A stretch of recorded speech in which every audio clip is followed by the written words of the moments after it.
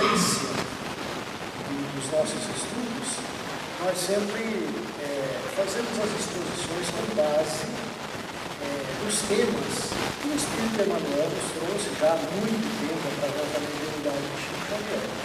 Então, atualmente nós estamos escolhendo algumas lições, né?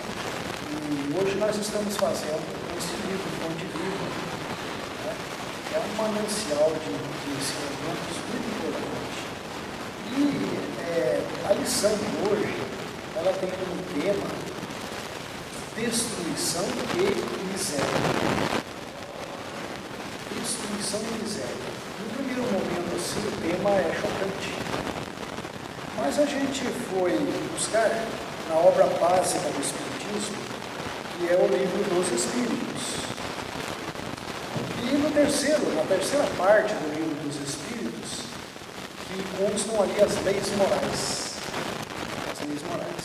Então ali nós temos várias leis. Todos nós que estudamos o Espiritismo, a gente estuda leis. Né? Com base também nessas leis, o professor André escreveu seus livros, né? E muito importante, muito esclarecedores, né? Que ele pega essas lições aqui do Livro dos Espíritos e ele estende, aí dá mais explicações ainda a respeito do que aqui está exposto no Livro dos Espíritos. Então nós sabemos que, como o tema da noite fala em destruição e miséria, a gente foi procurar na lei de destruição, capítulo 5º, que é o capítulo 6º, item 5º, lei de destruição. E Kardec, nesse capítulo aqui, a questão 728 do Livro dos Espíritos, Kardec faz a pergunta: a destruição é uma lei da natureza? É uma pergunta que se faz. Aí os Espíritos respondem: é necessário que tudo se destrua para renascer e se regenerar, porque isso a que chamais destruição não é mais do que transformação, cujo objetivo é a renovação e o melhoramento dos seres vivos. Nós todos aqui que passamos pelos bancos escolares, nós aprendemos a famosa lei de Lavoisier, não é? Que diz que na natureza nada se cria, nada se perde e tudo se transforma. Então, tudo que existe no solo do planeta, no globo, tudo se transforma. Tudo que existe, tudo que a gente vê, tudo que foi manufaturado pelo homem tem como base o material do próprio planeta Terra. E aí a gente vê então aquilo que a gente chama de destruição, muitas vezes é uma reciclagem, né? É uma transformação daqueles materiais já existentes. Então quando a gente fala nisso, a gente já traz isso para o nosso corpo físico. O que é o nosso corpo físico? Não é? O nosso corpo físico também é um conglomerado atômico, é uma construção do material que vem do chão do planeta. Nós também, nas escolas, nós conhecemos a famosa tabela periódica dos elementos. Ali tem todos os elementos que existem na natureza. Então, o nosso corpo físico, ele é composto do quê? Até nós estávamos dando uma pesquisada agora, antes de vir para cá, e nosso corpo físico é composto de carbono, de cálcio, de fósforo, nitrogênio, água. A maior parte do nosso corpo físico é água, a maior porcentagem. Depois tem, em menores quantidades, o enxofre, o cloro, o sódio, o potássio, os metais. Daí porque quando a gente está com falta de alguma coisa, a gente tem que tomar umas vitaminas, né, uns polivitamínicos aí para...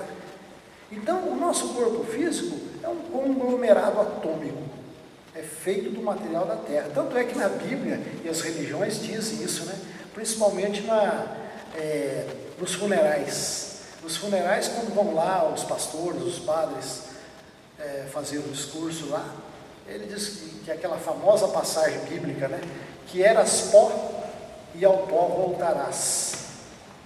Não é? Lá no Gênesis, na Bíblia também, diz que Deus fez o homem do barro da terra. Quer dizer, é uma simbologia, mas que diz exatamente o que é verdadeiro, cientificamente. Nós somos feitos do barro da terra mesmo, nós somos feitos do planeta Terra. E ai de nós se nós não ingerirmos mais materiais para mantermos o corpo funcionando, porque se a gente deixar de comer, a gente perece. Não é? Então, a partir da concepção no útero materno, e quando vai desenvolvendo ali o feto, depois vai crescendo aquele corpinho até vir, o que está acontecendo ali? Está acontecendo uma composição, uma reunião de elementos, e vai se compondo um corpo físico, que vai vir à luz, não é? E o espírito virá habitar neste corpo. O que acontece quando a pessoa morre, né? Entre aspas? Nós espíritas dizemos, desencarnou, porque o eu, a consciência, sai do corpo. Aí existe uma decomposição, né? Na gestação tem uma composição, depois na morte uma decomposição, o cadáver vai se decompor. Mas a gente diz assim, morreu, fulano morreu. O que morreu? Morreu aquele conglomerado atômico que estava à nossa vista, não é? Aquilo que a gente podia ver, aquilo que era palpável, aquele conjunto de material desapareceu da nossa vista e a gente diz que morreu. Mas todos os elementos que compunham aquele cadáver não morreram. Individualmente aqueles elementos voltaram para a natureza. A água se dissipou, o enxofre, o carbono, cada um voltou para... E isso aí vai ser reciclado na natureza para se refazer novos corpos na natureza. Não é? Então o que é um corpo físico? Ele se destrói também, é uma lei da natureza. Assim como nessas leis naturais aqui, quando a gente estuda, tem a lei de conservação também, tem a lei de conservação e a lei de destruição, né? Então Kardec aqui questionando os espíritos, eles dizem por que, né? Então por que o homem tem tanto medo de morrer? Todos nós temos medo de morrer. E todo mundo diz que ir para o céu é uma beleza, uma maravilha no mundo espiritual, mas ninguém quer ir. Porque é o instinto de conservação, a gente não quer ir para o céu agora, né? A gente quer ficar aqui quanto mais. A gente tem medo, tem horror à morte. Inclusive Kardec pergunta por quê, né? Se diz que a espiritualidade é tão bom, né? Mas ninguém quer ir, ninguém quer morrer. É o instinto de conservação. Mas aí diz assim, porque se tem o instinto de conservação, por que tem, se tem a lei de destruição? Os espíritos dizem que tem que estar o remédio ao lado do veneno, vamos dizer assim. Quer dizer, tem que contrabalançar as coisas. Nós temos que defender o patrimônio que é o corpo físico, porque o corpo físico é um instrumento de evolução do espírito. Nós necessitamos do corpo físico para o espírito evoluir, para que a gente faça as experiências necessárias, desenvolva o nosso raciocínio, a gente enfrente as batalhas, as lutas da vida, para que a gente tire proveito disso. Eu costumo dizer que é uma via de mão dupla, não é? O espírito necessita do corpo, não é? Para evoluir, mas na medida da evolução do espírito, o espírito também promove a evolução do corpo físico e vice-versa. Basta nós olharmos os tempos das cavernas, lá há milhões de anos atrás, a gente era um brucutu, né? A gente era uns grosseiros, os brucutu mesmo. Mas conforme a espécie humana foi evoluindo, o espírito foi evoluindo para e passo. E o espírito, que somos todos nós, somos consciência, a gente vai desenvolvendo a nossa consciência, ampliando cada vez mais, né, nas sequências reencarnatórias milenares. Então, o que acontece? O espírito, que é o ser pensante, que somos todos nós vestimos de roupa e tiramos as roupas. Vamos comparar o nosso corpo físico como roupas, né? A gente entra e sai de corpos, constantemente, seguidamente, através dos milhares e milhares de anos. A gente usa corpos e descarta os corpos, usa corpos e descarta os corpos. É dessa maneira que nós evoluímos, não é? Então existe a lei de destruição, porque tudo tem que se destruir, não é? Para que possa se renovar. E aí então existe aí essa destruição. Kardec diz que tem uma destruição necessária, essa que nós falamos, para que tudo se renova. E tem a destruição abusiva, que quando o homem, de uma forma, vamos dizer assim, não compreensiva, quando o homem não compreende a natureza, quando o homem agride a natureza, ele está provocando uma destruição abusiva, não é? Então, muitas vezes o homem promove, pela sua ignorância, ou talvez pelo seu egoísmo, pela sua prepotência, pelos defeitos humanos que nós temos, nós promovemos, né, destruições abusivas desnecessárias.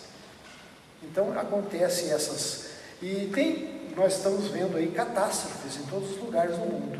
Então tem as catástrofes naturais, porque o ensinamento espírita diz que nós, ao reencarnarmos, nós estamos sujeitos à condição planetária, né?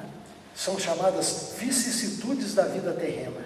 A gente reencarna nesse nosso planeta aqui, a gente está sujeito sim a terremotos, a vulcões. Isso existe desde que o homem é homem na face da terra. Estamos sujeitos às vicissitudes da vida terrena, não é? Estamos sujeitos às moléstias, não é?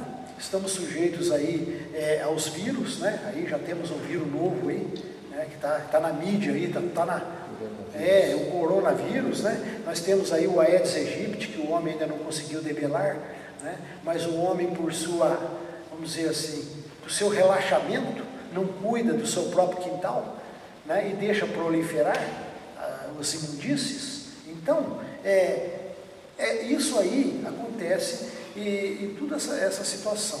Então tem as destruições naturais necessárias e tem as destruições provocadas pelo próprio homem, não é? Então tem que haver esse equilíbrio.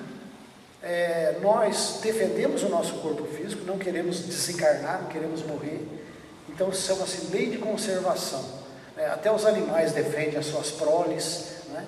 Todos se defendem, todos querem viver, né? E tem a lei, porque nós todos vamos desencarnar, né? Como diz aquele vídeo que você passou aqui, você vai embora, eu também vou embora. Pode ser daqui a pouco, pode ser daqui 10 anos, não sei, a gente vai embora, tá? E tem uma pergunta aqui, que essa pergunta aqui, mais à frente aqui no Livro dos Espíritos, que são os flagelos destruidores, não é? A questão 737 de O Livro dos Espíritos. Aí tem na pergunta de Kardec, a gente tem que inclusive contextualizar certas coisas, porque tudo tem a sua época, né? Tem o seu conhecimento de época, o seu entendimento, o vocabulário de época. Ciência. Então, evolução da humanidade, do pensamento humano, do conhecimento científico. Mas na época de Kardec, há mais de 160 anos atrás, ele fez essa pergunta aos espíritos, a 737. Com que fim Deus castiga a humanidade com flagelos destruidores? Aqui no Livro dos Espíritos, com que fim Deus castiga a humanidade? A gente tem debatido muito essa palavra aqui, né? Aí a resposta dos Espíritos, para fazê-la avançar mais depressa. Não dissemos que a destruição é necessária para a regeneração moral dos Espíritos, né? Que adquirem em cada nova existência um novo grau de perfeição? Então, essa é uma pergunta, com que fim Deus castiga? Mas a gente tem falado aqui reiteradas vezes que a lei natural, que nós chamamos de lei de Deus, lei divina, ela não é punitiva, ela é altamente educativa, né? Nós evoluímos através da interatividade nossa com a lei. Nós temos liberdade de ação, de pensamento, de escolhas, nós interagimos com a lei do universo. E nós colhemos os resultados da nossa interatividade.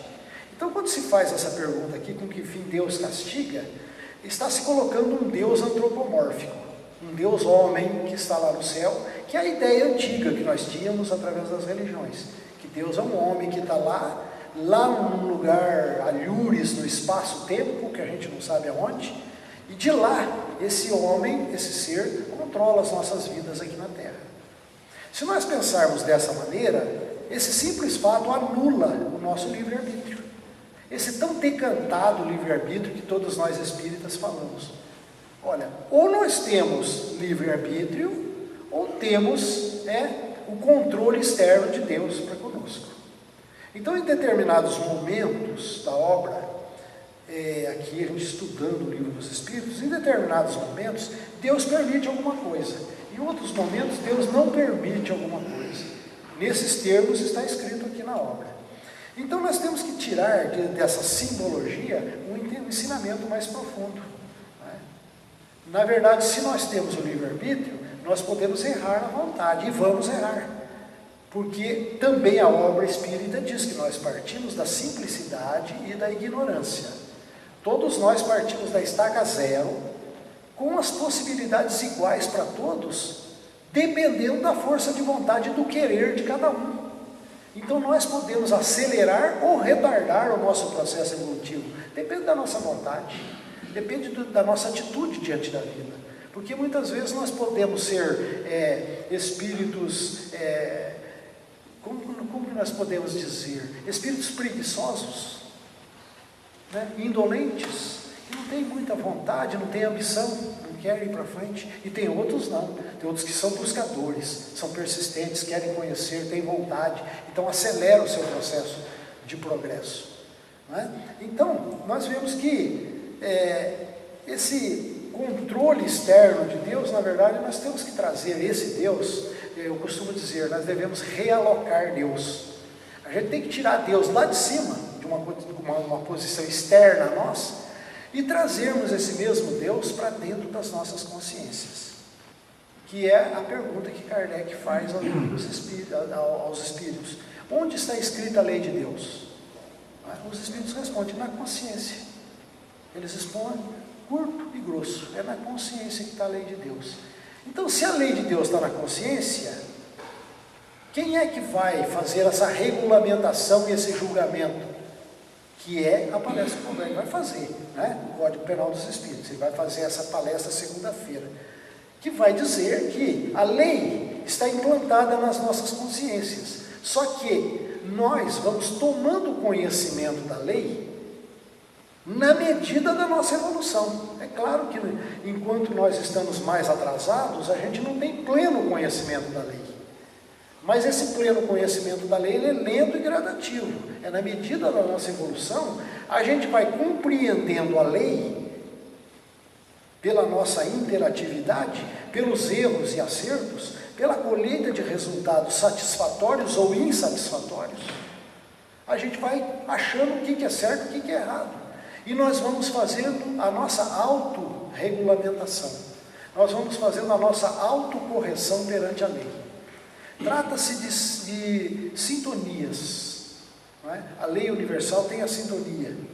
E o nosso trabalho como espíritos é nos aproximarmos cada vez mais, elevarmos a nossa sintonia vibratória para nós sentirmos essas vibrações mais sublimes, mais elevadas, e gradativamente nós vamos nos aproximando cada vez mais de um ideal superior, de um conhecimento melhor. Então essa busca, que é chamada nos evangelhos, que da busca do reino de Deus. Mas aí a gente volta lá aos evangelhos, que são muitas vezes mal compreendidos. Né? Lá nos evangelhos, a gente já repetiu isso aqui muitas vezes, está claríssimo lá, sem subterfúgio, sem nada. Está escrito lá, quando Jesus diz, o reino de Deus está dentro de vós. Não tem coisa mais clara do que isso. E as pessoas ainda estão achando que o reino de Deus está lá no céu, que é depois que você morrer, você vai para lá. Mas não tem nada mais claro do que isso. O reino de Deus está dentro de vós. O mestre falou isso, está lá nos evangelhos. Todo mundo fala isso, mas não percebe. Então, se o reino de Deus está dentro de mim, ora, eu tenho que achar ele. Né? Ele está aqui comigo, mas não descobri ainda. Aí Jesus dizia, é igual uma pérola escondida, uma semente que está lá dentro da tua consciência. E o Espiritismo diz a mesma coisa, Deus está dentro da tua consciência. Né? Quando Paulo de Tarso fala do Cristo, né? O Cristo cósmico que está presente em todos nós é a mesma coisa, é a presença divina em nossas consciências. Né? Todos nós temos que trabalhar o nosso Cristo interno, desenvolvermos o nosso Cristo interno. Então, essa questão de castiga a humanidade é uma interpretação nossa, antropomórfica. Porque quando nós sofremos diante da vida, nós achamos que Deus está nos castigando. O que eu fiz de errado para Deus me castigar desse jeito? É uma colheita de resultados infeliz que nos faz sofrer, tanto fisicamente como emocionalmente, psicologicamente, a gente sofre. E esse sofrimento faz com que a gente comece a pensar, comece a procurar onde foi que eu errei, o que eu fiz de errado. E quando a gente descobre aquilo que fez de errado, nós temos que nos perdoarmos a nós mesmos. Perdoar. Não tem que pedir perdão para Deus, porque Deus não precisa perdoar. Até, né, se ele falar Deus não perdoa porque Deus não precisa nos perdoar. Né? Deus não tem mágoas de nós. Deus nos fez simples e ignorantes, portanto o nosso erro, a nossa imperfeição está implícita na lei. Faz parte da lei. Então errar é humano, já diz o ditado popular, errar é humano. Então se a gente erra, a gente não está blasfemando contra Deus, a gente não está contra Deus, não. É um processo natural errar. E nós vamos aprender com esse erro, é didático. O erro nos ensina. E aí então a gente vai devagarinho descobrindo, eu errei por isso, por isso, por isso. Pelo sofrimento, pelo cansaço, a gente vai mudando as nossas atitudes perante a vida, os nossos pensamentos perante a vida. Então, a gente falou bastante dessa questão da destruição, né? Essa destruição física que acontece no mundo, que a gente tem visto aí, né? Esses dias aí, o que aconteceu lá em BH, a destruição que houve lá, aquele Sobradinho, como é que chama lá? Brumadinho, né? Aquelas represas que estouraram lá, tudo isso aí foi o homem, né? E muitas vezes, nos meios espíritas, tem muitos espíritas aí que são velhos de espiritismo e ainda ficam acreditando que isso aí é karma coletivo, que Deus reuniu aquele pessoal lá, eles têm que morrer para pagar o pecado deles lá. Então a gente já não aceita mais isso aí, grande parte do movimento espírita já critica isso aí. Na verdade, você está sujeito àquela situação, você está morando lá, é uma situação de risco, não é? O ser humano que gerencia aquilo lá, que construiu aquilo lá, houve ali uma inépcia, ou houve ali como nós podemos dizer, uma falta de cuidados, e aconteceram essas tragédias, não é? Porque foi o homem mesmo que provocou essas tragédias. Então nós estamos sujeitos às intempéries naturais do planeta, e estamos sujeitos também a essas destruições provocadas pelo próprio homem. Agora, então, dito isso aqui mais ou menos que a gente falou sobre o Livro dos Espíritos, vamos trazer isso aí para o lado íntimo, para o lado espiritual nosso, com a lição do Emmanuel, que tem esse título, Destruição e Miséria. Assim como essas destruições físicas trazem miséria humana, vamos trazer isso aí para o nosso mundo íntimo, o nosso mundo psíquico, que aí é o que nos interessa, que é o próprio espírito. E aí existem destruições mentais, psicológicas, que nos trazem misérias emocionais e psicológicas. Não é? Aí Emmanuel, quando ele escreve essa lição aqui, ele se baseia numa carta de Paulo aos Romanos, capítulo 3, versículo 16, quando Paulo diz o seguinte, pensando só esse versículo, diz assim: em seus caminhos há destruição e miséria, que é o título do nosso estudo da noite. Por que Paulo disse isso aí? Paulo estava se referindo ao povo judeu. Quem vai lá na carta de Paulo, lá na Bíblia, e lê lá, ele está dizendo que tem os judeus de especial, que tem. Se eles conheciam a lei, né? Eles tinham a lei na mão, eles tinham o ensinamento lá do Velho Testamento, os 10 mandamentos, né? Eles diziam, receberam dinheiro, era o povo escolhido de Deus. E Paulo criticava o povo. Por que o povo está cheio de pecados? Por que esse povo está nessa miséria? Porque conhecem a lei, mas não agem conforme a lei. São hipócritas. Então Paulo está dizendo isso para o povo judeu, está dizendo, né, que em seus caminhos há destruição e miséria. Então a gente traz isso para nós, para a nossa atualidade de hoje. nós não podemos pretextar ignorância. Não podemos pretextar ignorância. De uma certa forma, todas as religiões nos ensinam moral e ética. Todas as religiões nos ensinam moral e ética. Nos ensinam valores humanos, nos ensinam valores de família. Todas as religiões, não é? E o Espiritismo, além disso, vai além.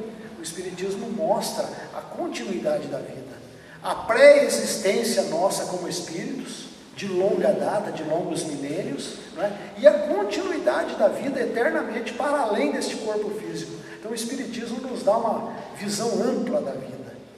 Então nós não podemos pretextar ignorância. Nós sabemos teoricamente as coisas, e por que não fazemos? Porque muitas vezes erramos, porque muitas vezes patinamos, recalcitramos na vida e erramos. E aí o que acontece? Existe destruição mental e miséria mental. Miséria mental. Quando os seres humanos estão assim na vida em miséria mental, não é? Aí Emmanuel diz o seguinte: o que significa essa miséria espiritual e mental nossa? O que significa isso aí? São resultados infelizes da nossa interatividade com a lei.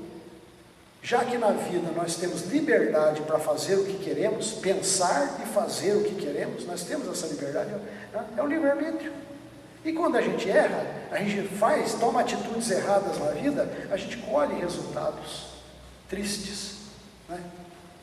Então, é quando nós nos afastamos da lei. O homem só é infeliz quando ele se afasta da lei. O Espiritismo nos ensina isso. O homem só é infeliz quando ele se afasta da lei. Ele perde a sintonia com a lei do universo. Então ele perde o equilíbrio, perde o rumo. E aí ele cria miséria mental, miséria dentro de si mesmo. Então, quando nós nos afastamos da lei, é por ignorância mesmo. A primeira palavra é por ignorância, é por não conhecer. É por inexperiência da vida. Ou talvez, na continuidade disso aí, por teimosia.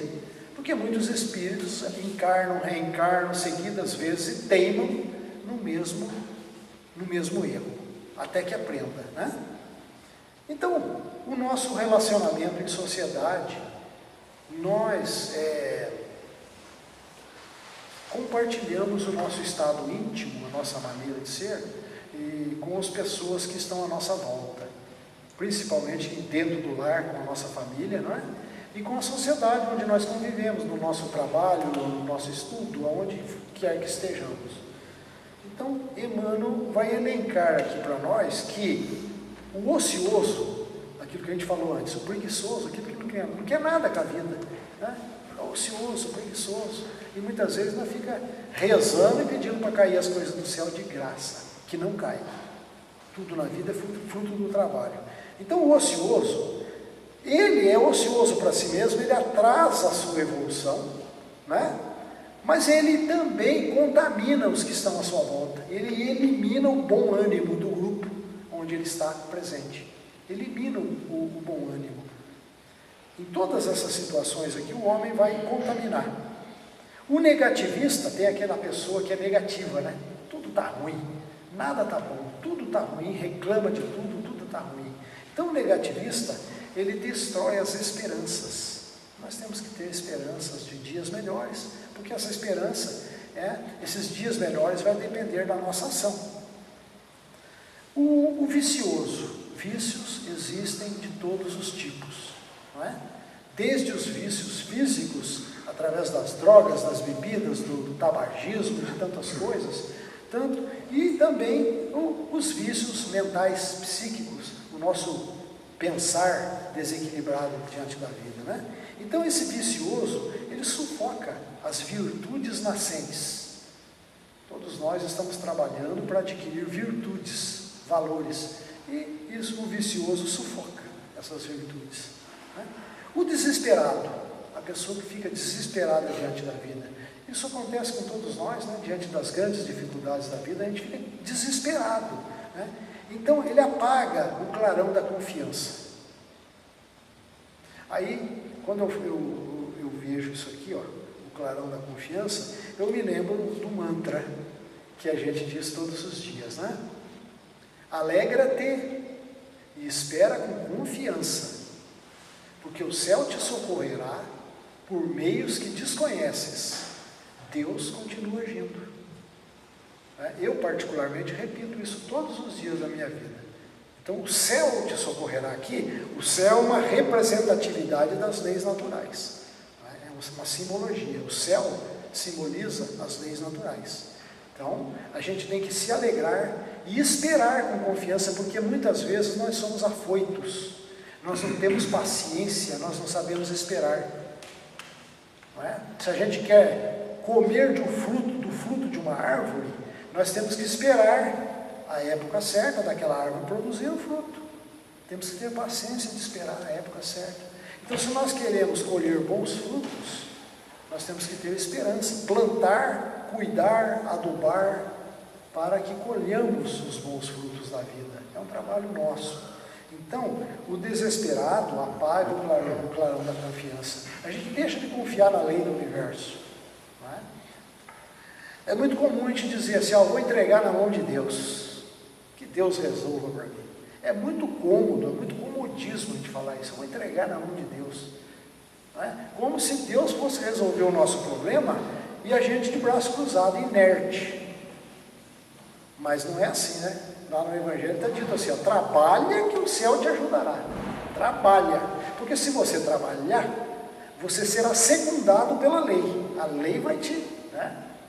Eu costumo dizer que Deus é uma potência em estado neutro dentro de você, na tua consciência. Se você não fizer nada, Deus fica paradinho ali, quietinho dentro da tua consciência. Você tem que acelerar, você tem que atuar com Deus. Acionar Deus. Você tem que acionar Deus, acionar a potência dentro de você. Você tem que tomar a iniciativa de querer e ir. Aí a lei vai junto, a lei está propícia a isso. Mas se você for preguiçoso, ocioso, como está dizendo aqui, não vai. Né? O triste, pessoa tristonha, está sempre cabisbaixa, né? Ela asfixia o otimismo. Então, veja que Emmanuel coloca essas situações nossas, que além de prejudicar a nossa própria evolução íntima, nós também contaminamos o meio ambiente onde nós vivemos, o meio psicológico onde vivemos, que é a nossa família, a sociedade, o nosso trabalho, a nossa religião, onde quer que estejamos. Nós temos a capacidade de poluir ou de sanear um ambiente psíquico, uma situação, com os nossos pensamentos e as nossas atitudes. Nós temos essa capacidade de interferir, bem ou mal, depende do nosso estado de espírito. Entende? Então, para a gente encerrar essa exposição, quando nós destruímos, que o tema ali é destruição e miséria, né? Então, quando nós destruímos os valores imortais que o espírito tem que a gente tem que conquistar, e às vezes a gente já está conquistando a duras penas, com muitas experiências, com muita luta, muito sofrimento. A gente está construindo esses valores, mas quando a gente destrói esses valores, a gente está criando miséria para dentro de nós mesmos. Miséria psicológica, miséria moral, miséria espiritual. Não é? Então, esta é a lição que o Espírito Emmanuel nos ofereceu para a nossa reflexão. Vamos pensar no assunto para conosco mesmo. Procuremos, então, aplicar esses ensinamentos para dentro das nossas próprias consciências. Não é? Muita paz a todos.